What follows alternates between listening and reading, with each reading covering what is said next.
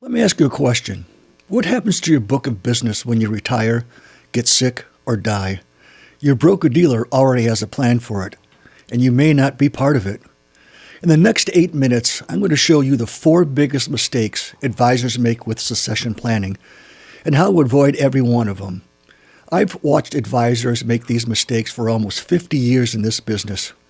And stay with me to the end because for a lot of you, mistake number 4 may hit home. So let's get started. In the next decade, over 100,000 financial advisors will leave this business. Most of them will have no exit plan. Most of them will lose everything that they've built. Are you going to be one of them? So who am I and why should you listen to me? My name is Larry Skibo with KCD Financial. I've been in this financial industry for nearly 50 years. I started out as a registered rep back in 1981. I spent the next decade as a wholesaler, covering wirehouses, regional broker-dealers, and financial planners. Over the years, I've managed wholesaling teams at MFS, ING, and U.S. Allianz, where I've built sales forces of over 80 wholesalers and raised billions of dollars in assets, opened hundreds of selling agreements, and sat across the table from more advisors than I can count. And here's one thing that I've noticed. The advisors who are the best at helping their clients for their future are often the worst at planning for themselves. So that's what this video is going to be about. I'm going to shoot straight with you because that's the only way I know how to get this message across. Here's the problem. What happens if you don't have a plan? Well, let me ask you something. You've spent 15, 20, maybe 30 years building relationships with your clients. You know their families. You've been there through divorces, retirements, death, and they trust you.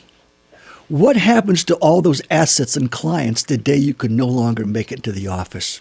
Maybe it's retirement, but maybe it's not. Maybe it's a disability.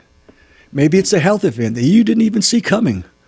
We plan those things for our clients every single day. But when I ask advisors what their own plan looks like, most of them get real quiet. I usually find out that there's no buyout plan, there's no identified successor, there's no transition plan, just nothing.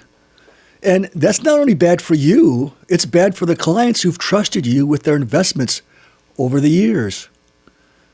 Here's another thing I want you to think about. Your clients are getting older too.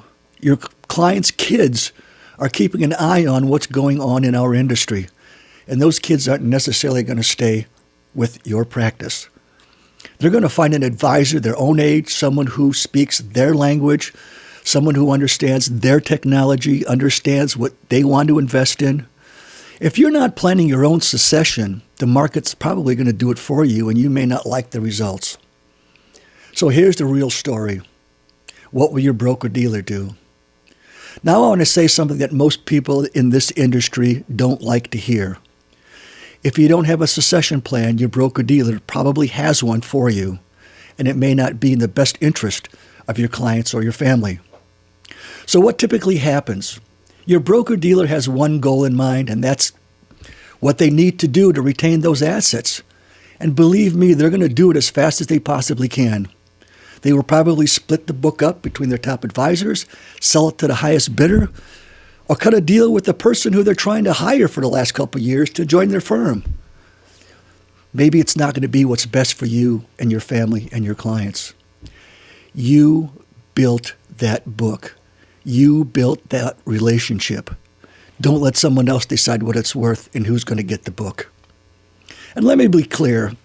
I'm not saying that broker-dealers are evil. I've worked with hundreds of them over the years.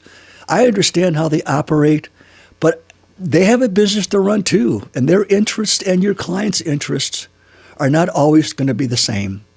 And that's just the reality of our business. So here's what I think the 4 biggest mistakes advisors make, and I see it over and over and over again. The first is waiting. People tell themselves, I'll deal with it next year. Next year becomes 5 years. 5 years becomes a health event. And now there's no time left to do it the way it's supposed to be done and doing it the right way. The second is not thinking about who you're going to hand this book off to. The business has changed dramatically since most of us started. AI, new technology, a complete different investor profile. Your successor needs to have someone who can meet their needs today, not where we were all back in 1995. Would it make more sense to bring in a younger person now or a younger partner so you can still be the one helping make those decisions and those introductions?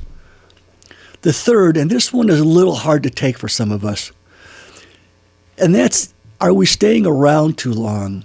Are you really serving your clients at the highest level, or are you holding on because you don't know what's coming next? Your clients deserve to grow with the times.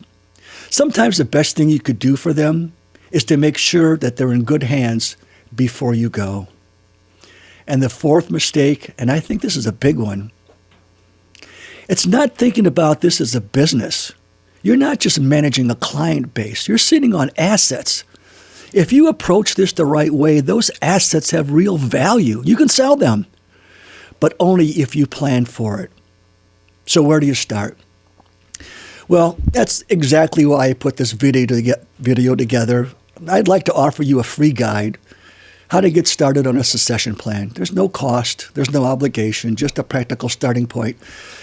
For the advisors who know that they need to do something about this and they've not sat down to do it yet or haven't thought about it, send me an email at the address on the screen. Just say succession and I'll get it to you personally. No automated response, none of that stuff. And if you want to go further, if you want to have a real conversation about what your specific situation looks like, what your book might be worth, and what a realistic transition could look like for you, reach out.